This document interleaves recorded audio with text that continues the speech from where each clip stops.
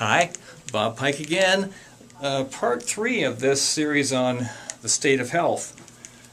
The healthy state depends on being unsubluxated.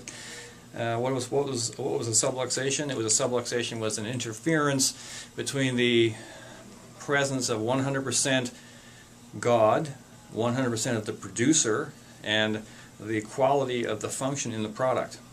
Less life force expressing through the master control brain spinal cord, the cells experiencing loss of respiratory function, loss of pancreatic function, loss of bowel function, loss of stomach digestive capacity, loss of balance in the brain and the focus and concentration, and all of the spectrum disturbances that are part of the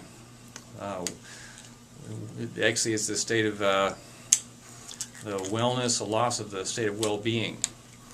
The reward, we call it reward deficiency syndrome, RDS. Google on that if you want to look at the essence of what's going on in the spectrum of disorders known as ADHD and autism. Now, healthy state goes into subluxation. What that looks like in magnetism, if you have a person who's in that state, they can't get it together. They can kind of try and keep it together, but it won't stay together.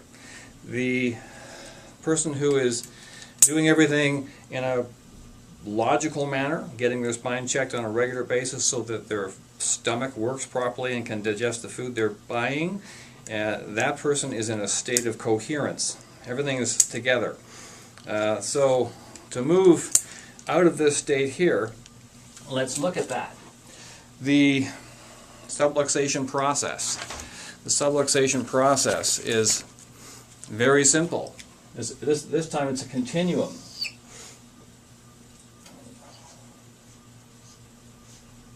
This little man in the middle of this continuum has no symptoms.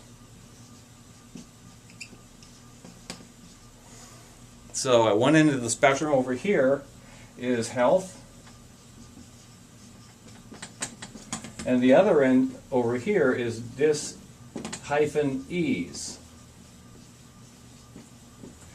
So if we have this little man in the middle who has no symptoms, is he healthy or is he sick? Well, not too healthy and not too sick. However, it's kind of in limbo. So let's draw a little man right here. Or a woman. You could have a woman there. So this little person here has no symptoms. No symptoms. Awesome. But are they well? Well, health is over here. So a person whose goal is to be healthy needs to understand that no symptoms don't mean you're in a state of well-being. You're in a continuum of change where it's a process. And just the same, well, let's look at the other side of the equation. If you draw a little person here, then this little person here has symptoms.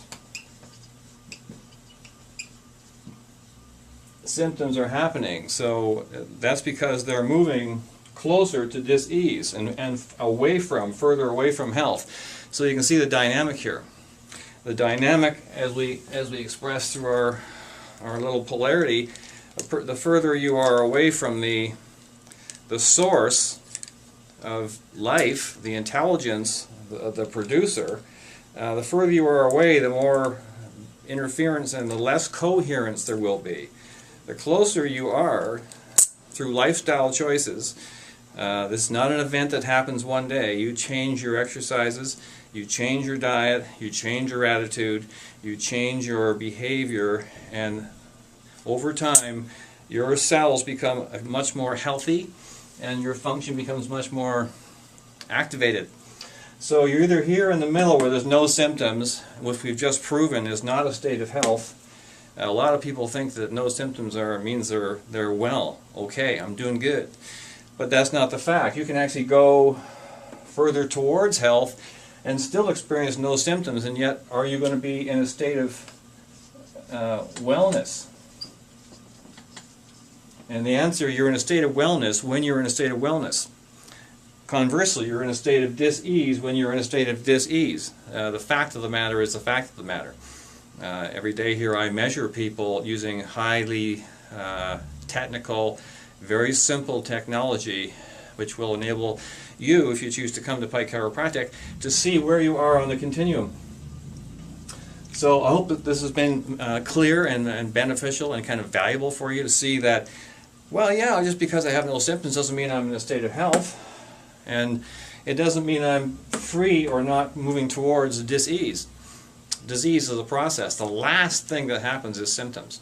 And so celebrate life by changing your lifestyle, getting regular spinal checkups. Number one, make sure the communication from God is manufacturing, creating a high level of life force. 100% the producer, 100% God, 100% life force causes 100% function.